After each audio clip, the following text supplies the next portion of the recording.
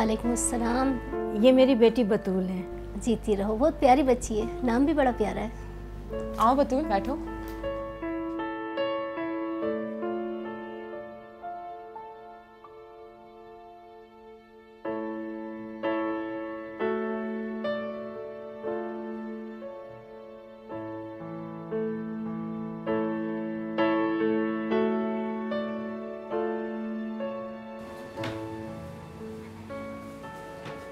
भाई सुनो, ये मुझे 1 किलो मिठाई दे दो। ये बर्फी ज़रा जल्दी कर देना और अच्छी तरह पैक कर देना भाई। टेंशन ही लो, अभी पैक कर देता हूँ। नहीं नहीं, टेंशन नहीं है भाई, बस ज़रा जल्दी है। क्या बात है, आज बड़े खुश लग रहे हैं, खैर तो है ना? हाँ भाई, ज़रा मेरी बेटी के रिश्ते के लिए लोग आ रहे हैं, बस अल्लाह से दुआ करो कि अल्लाह बेहतर करे। अल्लाह मेरी बहन के नसीब अच्छे करे। हाँ बस अल्लाह, बड़ी मेहरबानी है।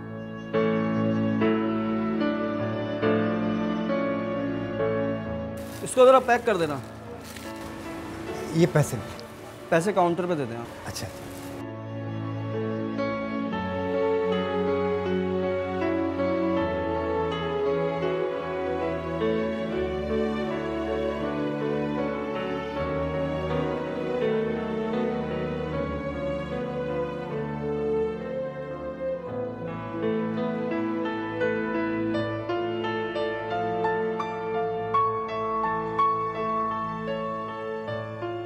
इनके वालिद साहब नजर नहीं आ रहे, ऑफिस गए हैं क्या? वो असल में नहीं आंटी, वो दरअसल बात ये है कि मेरे वालिद साहब अब इस दुनिया में नहीं रहे, उनका इंतकाल हो चुका है।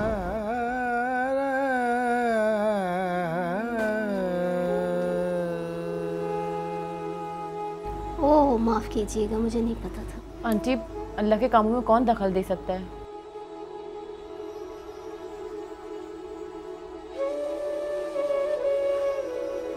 आप लोग चाय लेना, ठंडी हो रही है, प्लीज।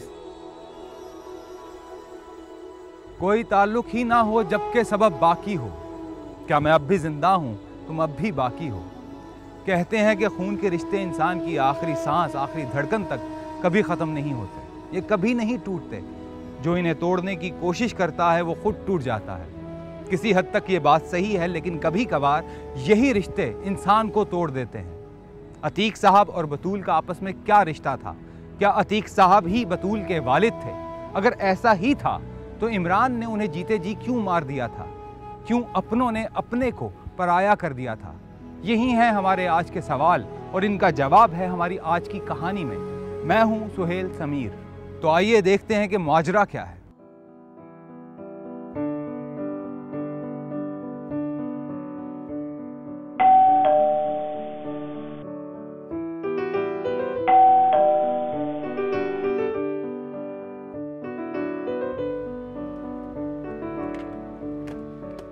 अस्सलाम वालेकुम अब्बू। वालेकुम सलाम बेटा, जीती रहो। क्या हुआ, आज काफ़ी देर हो गई आपको? हाँ बेटा, वो आज नौकरी का आखिरी दिन था ना, तो सबसे मिलने मिलाने में देर हो गई, वक्त का पता ही नहीं चला। ये ज़रा शॉपर अंदर रख दो बेटा। ये क्या है अब्बू? अरे आज मेरी ऑफिस से और ऑफिस वालों की मुझसे जान छूट गई है ना, तो इसी खुशी में ये तोहफ़े दिए हैं उन्होंने मुझे। बहुत धूमधाम से रिटायर किया है मुझे। तुम्हारी माँ कहाँ है? अम्मी अंदर आराम कर रही हैं। हाँ क्यों, तबीयत तो ठीक है उनकी? उनके पैरों में दर्द हो रहा था, इसलिए जाकर लेट गई। हाँ, तभी तो मैं कहूँ, आराम से कहाँ बैठती है वो, हर वक्त काम का भूत सर पे सवार रहता है उसके। अब्बू आप खाना अभी खाएंगे या थोड़ा ठहर कर? नहीं बेटा, ठहर के खाऊंगा। अच्छा वो इमरान आ गया ऑफिस से? नहीं, अभी तक तो नहीं आया। आजकल देर से ही आ रहा है। और वो तानिया कहाँ है? भाभी भी अपने कमरे में है। देखता हूँ तुम्हारी अम्मी की तबीयत कैसी है।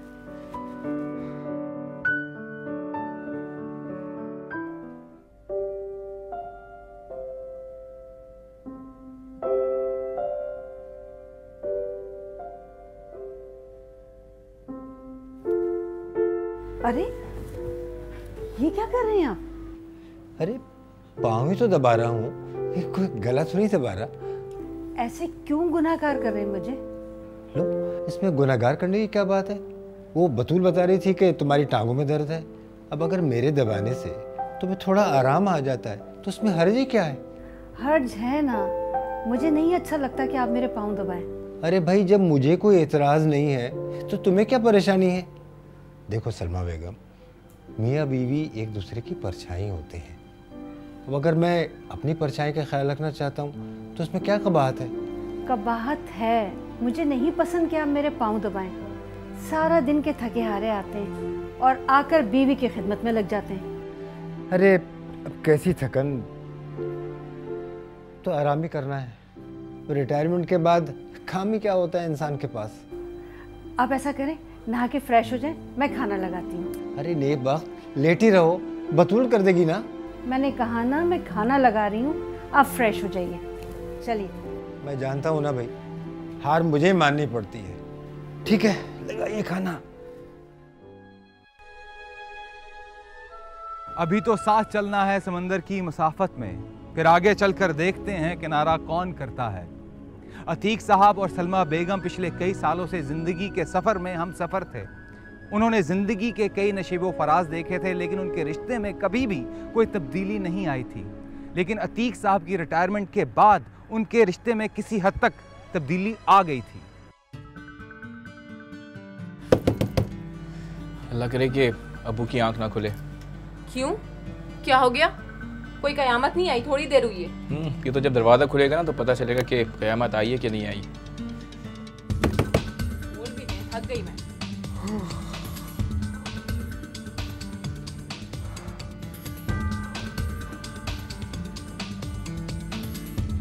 12:30। अभी भी आने की क्या जरूरत थी मियाँ? सुबह ही आ जाते। खामखा नींद खराब की। अबू वो रुखसती में देर हो गई जरा। तो मोबाइल की बैटरी भी ख़त्म हो गई होगी जो कॉल नहीं कर सके, और बैलेंस तो होगा ही नहीं। नहीं अबू, वो बात दरअसल ये है कि दरवाज़ा लगा देना, सोने जा रहा हूँ। जी।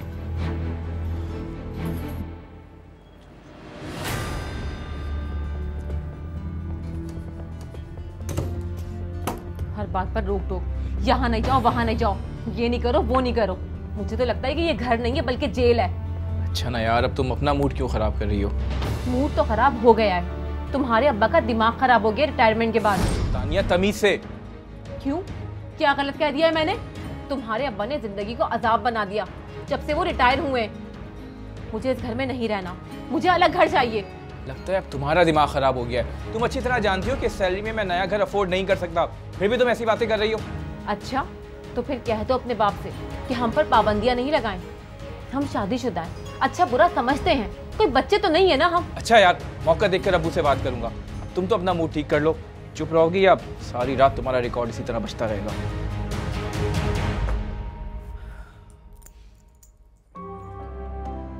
कहते हैं कि बात गलत नहीं होती, उसको कहने का अंदाज उसे गलत या सही बनाता है। औलाद जवान हो तो उसके सामने जरा सोच समझ कर, नाप तोल कर बोलना चाहिए। यही बात अतीक साहब को भी समझनी चाहिए थी। जो बात उन्होंने गुस्से में कही थी, अगर वही बात प्यार से करते तो शायद नतीजा कुछ और निकलता। वाह बेटा वाह, सर का सारा बोझ काफूर हो गया है, हल्का हो गया है सर मेरा। मजा आ गया कसम से। अरे अभी तो आप देखते जाएं, आपको सुला ना दिया ना तो फिर कहिएगा। हाँ हाँ बेटा, जानता हूँ मैं। तू बहुत दिल से मेरा सर दबाती है, मेरी खिदमत करती है। बेटा जब तू अपने घर की हो जाएगी ना, तेरी ये बातें मुझे बहुत याद आएंगी। अब्बू, ये अचानक आपको क्या हो जाता है? मैं कहीं नहीं जाऊंगी आपको छोड़कर। जाना तो पड़ता है बेटा, एक दिन तुम मुझे छोड़ के चली जाएगी और एक दिन मैं तुम सबको छोड़ के चला जाऊँ। जाएं अब्बू, मैं आपसे बात नहीं करती। आप ऐसे ही करते हैं और मुझे भी रुला देते हैं। सॉरी सॉरी बेटा, सॉरी, अब नहीं होगा। अच्छा एक बात बता, ये जो मिर्ज़ा साहब का बेटा है ना काजिम, ये तुझे कैसा लगता है? ठीक है। ठीक है या अच्छा है? अच्छा है। तू क्या समझती है? मैं तेरे दिल की बात नहीं समझता क्या? मेरा ख्याल है कि काजिम तेरे लिए अच्छा साबित होगा। तू उसके साथ खुश रहेगी। मैं आपको छोड़ के कहीं नहीं जा रही हूँ। चलें अब आप सीधे हो जाएं।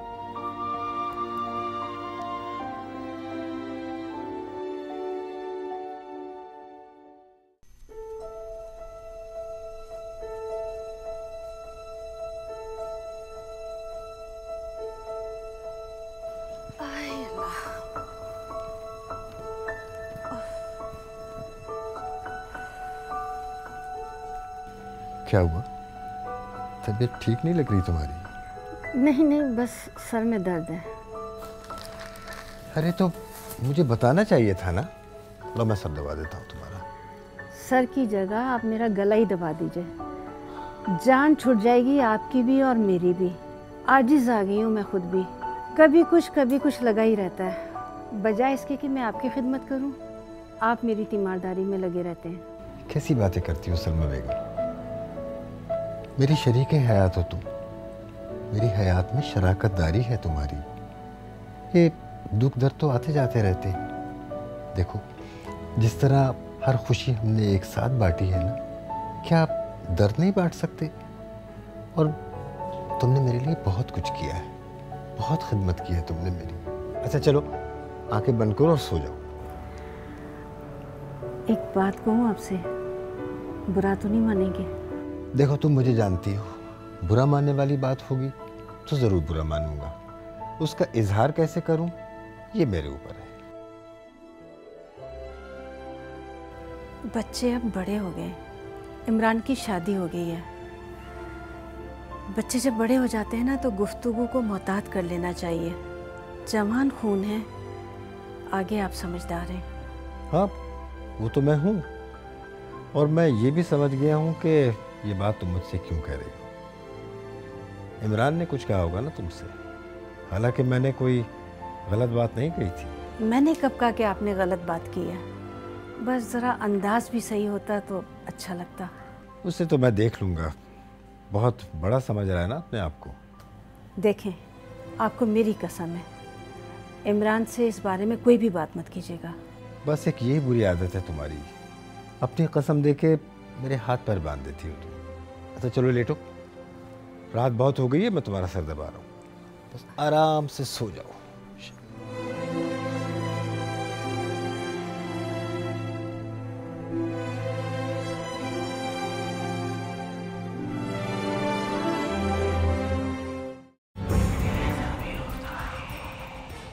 जाने किस उम्र में जाएगी ये आदत अपनी, रूठना तुमसे तो औरों से उलझते रहना।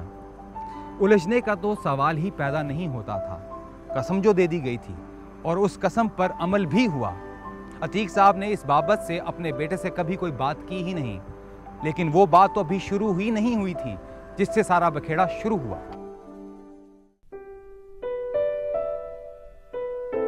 भाई सलमा बेगम, क्या कर रही हैं आप? खाना पका रही हूँ, लेकिन आप यहाँ क्या कर रहे हैं? भाई हम यहाँ आपकी मदद के लिए आए। क्या मतलब? ऐसा करें, आप कमरे में जाके आराम करें, आज खाना हम बनाएं। अच्छा, वाकई? हाँ तो क्या हुआ भाई, आज संडे है ना, ये समझ लें कि आज आपकी छुट्टी। आज खाना हम बनाएंगे। कैसे बनाएंगे? आपको खाना बनाना भी आता है? भाई हमें सब बनाना आता है। आप चलें, कमरे में आराम करें। चले चले चले, शाबाश।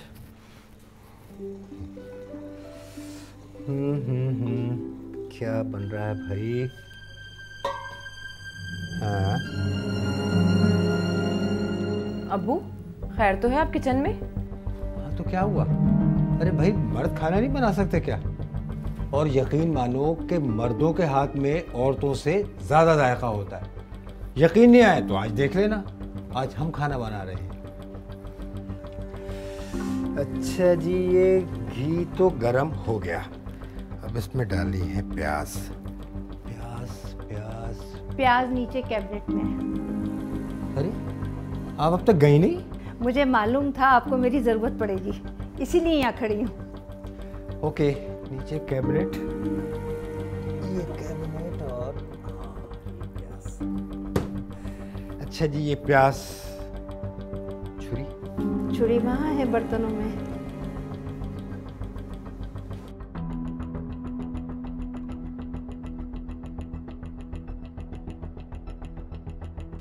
कमर में टांगे लटकी हुई हैं और इनके चोचले खत्म नहीं हो रहा है। क्या हो गया अब? क्यों बड़बड़ा रही हो तुम? मुझसे क्या पूछ रहे हो?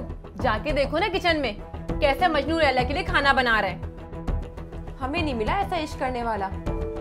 बुढ़ापा आ गया इनका, लेकिन चोचले खत्म नहीं हो रहा है।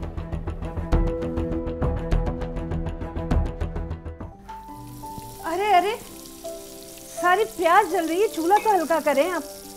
एक काम करें, आप जाके आराम कीजिए, जिसका काम है ना उसे करने दीजिए। यार, नेकी का तो जमाना ही नहीं है। एक तो मदद करो और ऊपर से। बहुत हो गई मेरी मदद, आप जाइए, जाके आराम कीजिए, जाइए।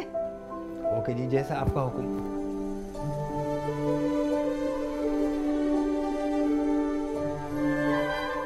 रिश्ते जब बहुत पुराने हो जाएं तो अटूट बंधन बन जाते हैं और कहते हैं कि पत्थर अपनी जगह पर ही भारी होता है, लेकिन कभी कभार चट्टानें भी अपनी जगह से हिल जाती हैं, तो फिर एक पत्थर की बसात ही क्या।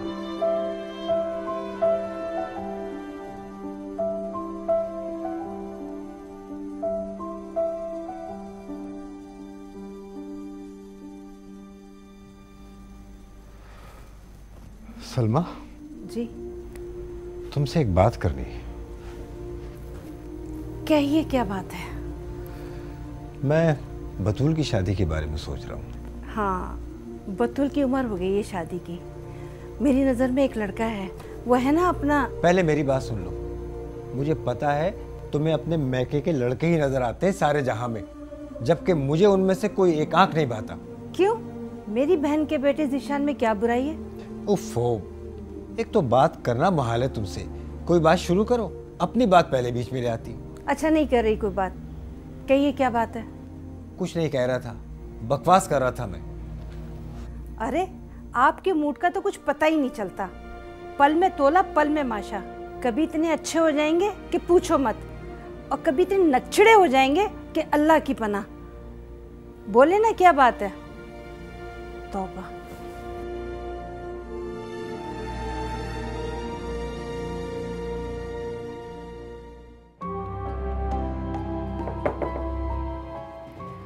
आ जाओ बतूल, क्या बात है? भाभी, वो आपसे एक काम था। बोलो, पैसे चाहिए क्या? नहीं नहीं, पैसे नहीं चाहिए, बस वो आपको अपने साथ लेकर जाना है। खैरियत?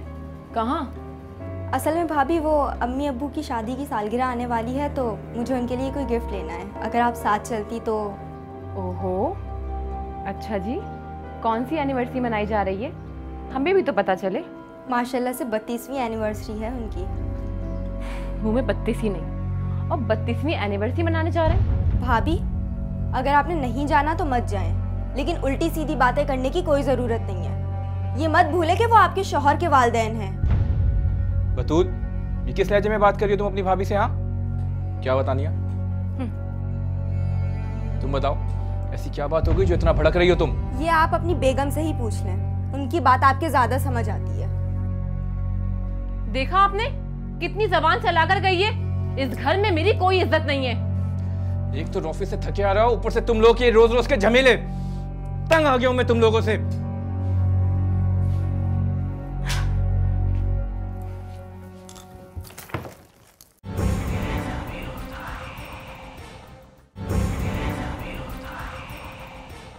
अमजद इस्लाम अमजद साहब कहते हैं कि मोहब्बत की तबीयत में कुदरत ने एक अजब सा बचपना रखा है। मोहब्बत चाहे बचपन की हो चाहे 55 की, मोहब्बत हर रंग में मोहब्बत होती है। हाँ, ये बात और है, कुछ लोग मोहब्बत के लिए लड़ते हैं और कुछ लोग मोहब्बत में लड़ते हैं। अरे सादिया, बिल्कुल ठीक कह रही हो, तुमने तो मेरे दिल की बात कही है। अरे, मेरी बतूल के लिए ज़ीशान से अच्छा रिश्ता तो हो ही नहीं सकता। हाँ हाँ, मैं बतूल के अब्बा से पूछ के बताऊंगी। हाँ ठीक है, मैं तुम्हें कल ही फ़ोन करती हूँ, बस ये आ जाए, इनसे पूछ लूँ। चलो, अल्लाह हाफिज। अब खाला की कॉल थी? हाँ, ज़ीशान के लिए बतूल का रिश्ता मांग रही थी। ये तो बहुत खुशी की बात है, और ज़ीशान ठीक भी रहेगा बतूल के लिए, और फिर है भी ख़ानदान का। क्या कहा आपने? बेटा, मैंने क्या कहना है, वैसे तो मैं राज़ी हूँ, लेकिन तुम्हारे अब्बा से पूछ लूँ तो फिर बताऊंगी।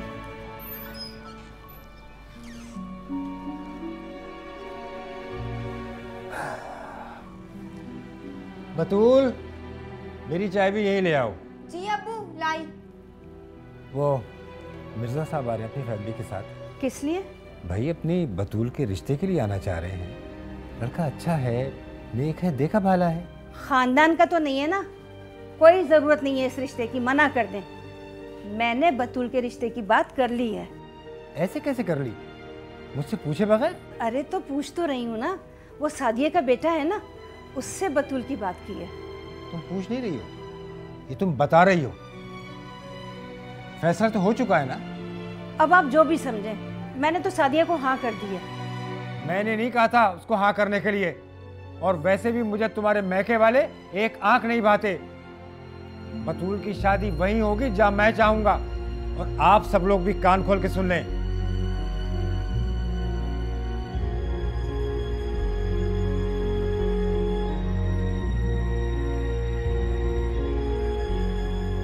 हद हो गई, कल तक कोई काम मुझसे पूछे बगैर नहीं किया जाता था, और आज जब मैं रिटायर हो गया हूं तो मुझे फैसले सुनाए जा रहे हैं जैसे मेरी कोई हैसियत ही नहीं है।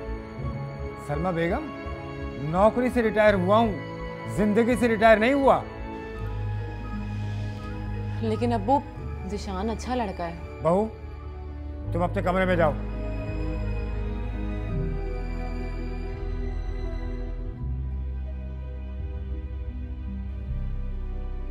कल मिर्जा साहब के घर वाले आ रहे हैं, कोई चीज मंगवानी हो तो बता देना।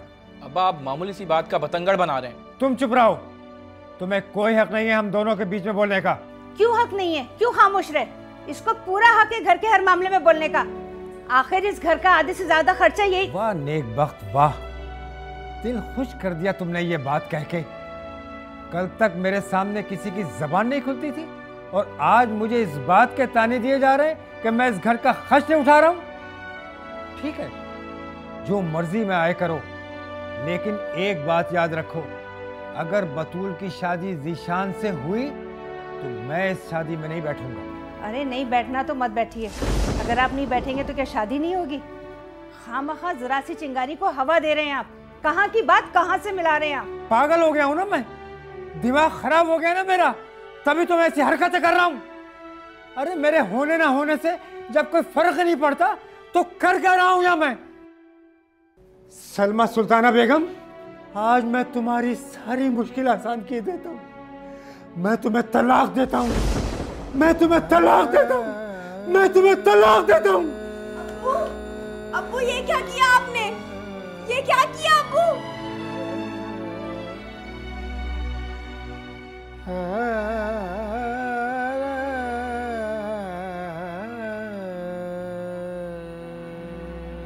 ये क्या किया अब्बू आपने?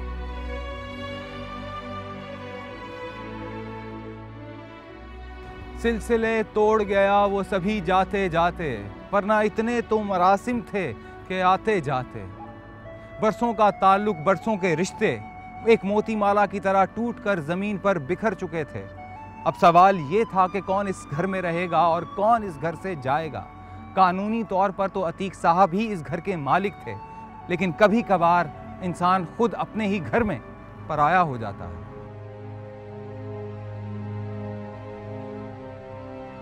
अब्बू, अब्बू मैं भी आपके साथ चलूंगी। नहीं मेरी बच्ची, नहीं, गलती मैंने की है तो सज़ा भी मुझे अकेली ही मिलनी चाहिए। तू यहीं रहे अपनी माँ के पास, अपने घर में। लेकिन ये घर आपका भी तो है अब्बू। नहीं बेटा, ये मकान तो मेरा हो सकता है, लेकिन ये घर अब मेरा नहीं रहा। बेटा, घर तो घर वालों से बनता है ना, और जब घर वाले ही पराए हो गए तो फिर ये मेरा घर कैसे हो सकता है? तो अब्बू मुझे भी अपने साथ ले चले ना। नहीं मेरी जान, नहीं, मुझे न जाने कहाँ कहाँ भटकना पड़े। तू कहाँ मेरे साथ दर दर की ठोकरें खाएगी। तू यहीं रहे अपने माँ के पास। लेकिन बेटा तुझे मेरी कसम है, अपनी माँ का जी जान से ख्याल रखना मेरे बच्चे।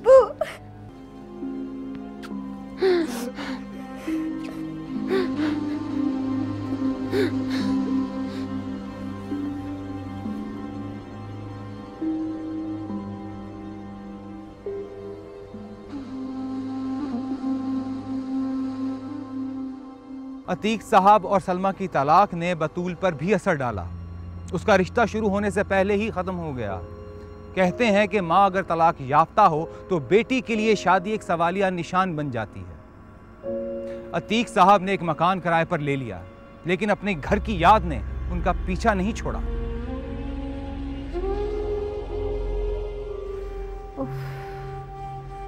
बहुत सर में दर्द हो रहा है।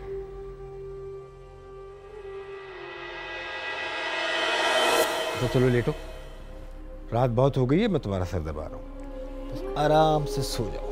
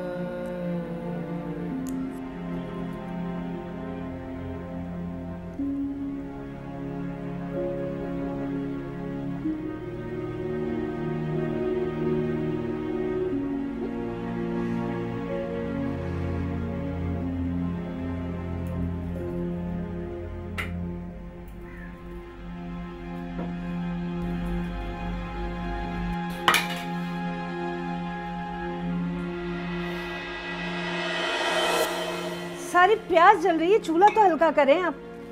एक काम करें, आप जाके आराम कीजिए, जिसका काम है ना उसे करने दीजिए। यार नेकी का तो जमाना ही नहीं है, एक तो मदद करो और ऊपर से। बहुत हो गई मेरी मदद, आप जाइए, जाके आराम कीजिए, जाइए। ओके जी, जैसा आपका हुक्म।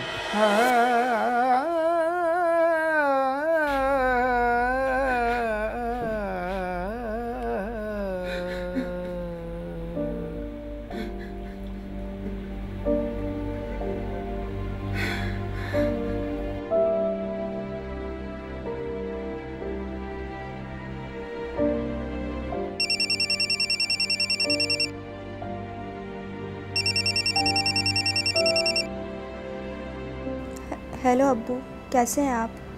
बस बेटा ठीक ही हूँ, तू सुना, तू कैसी है? कैसी होंगी, बस मकान की दीवारों में अपना खोया हुआ घर तलाश करती रहती हूँ। छत की साए में अपने बाप के साए का एहसास ढूंढती रहती हूँ। और क्या बताऊँ कि मैं कैसी हूँ। ना रो बेटा, ना रो, अल्लाह तुझे दुनिया जहान की सारी खुशियाँ अता करे।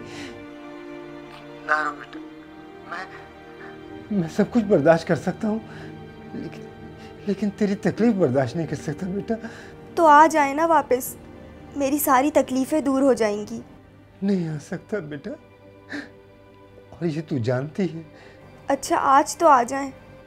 आज? क्या मतलब बेटा, आज क्या है? आज मुझे देखने के लिए कुछ लोग आ रहे हैं। आप अगर आएंगे तो मुझे बहुत खुशी होगी, चंद लम्हों के लिए ही सही, लेकिन मुझे वाकई लगेगा कि मैं अपने घर में हूँ। हाँ बेटा, फिक्र न कर बेटा, मैं आ रहा हूँ, अभी आ रहा हूँ बेटा, मैं अभी आ रहा हूँ।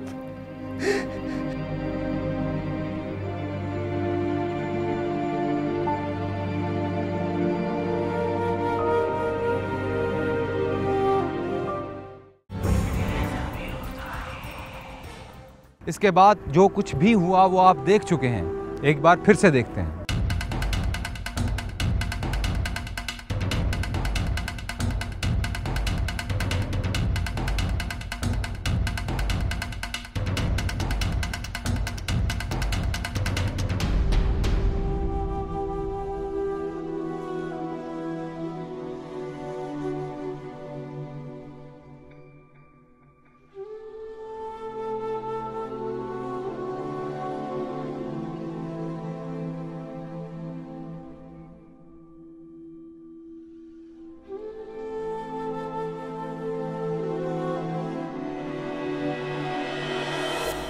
वालिद साहब नजर नहीं आ रहे, ऑफिस गए हैं क्या? मेरे वालिद साहब अब इस दुनिया में नहीं रहे, उनका इंतकाल हो चुका है। मेरे वालिद साहब दुनिया में नहीं रहे, उनका इंतकाल हो चुका है।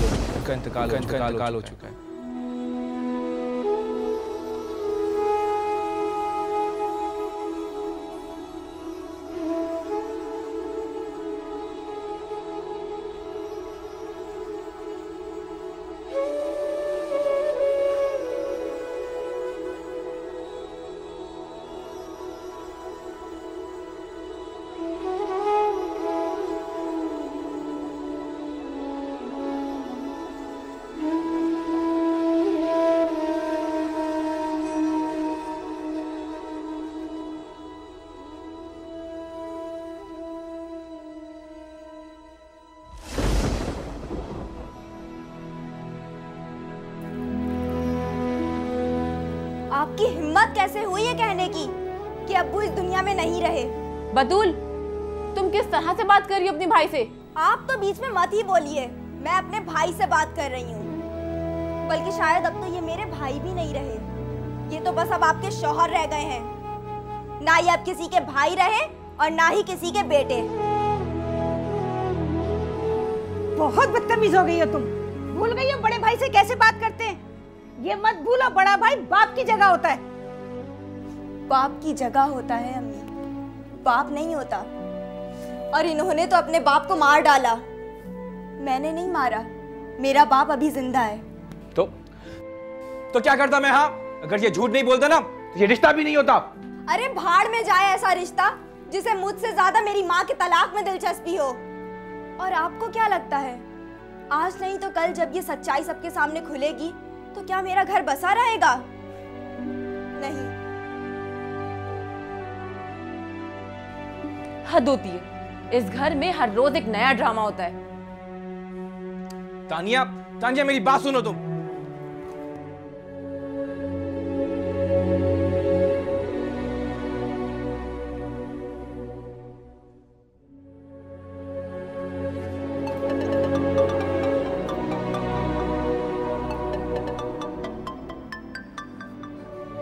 हेलो जी, आप कौन?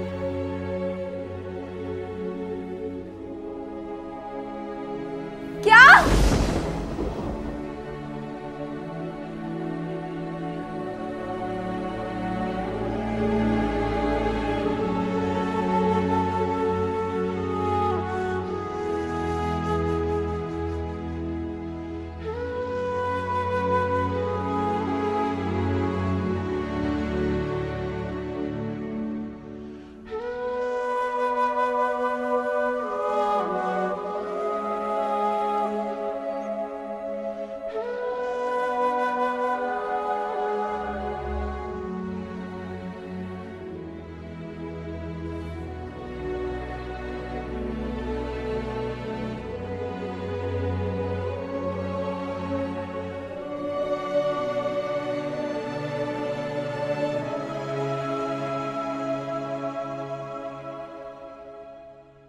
कितना आसान है तेरे हिज्र में मर जाना, फिर भी एक उम्र लगी जहाँ से जाते जाते। अतीक साहब अपनी नींद सो गए और अपने पीछे छोड़ गए चंद यादें, बहुत सारे आंसू और एक टूटा हुआ रिश्ता। जब रिश्तों के पुख्ता होने का यकीन हो जाए तो उन्हें इम्तिहान में नहीं डालना चाहिए, वरना कभी कभी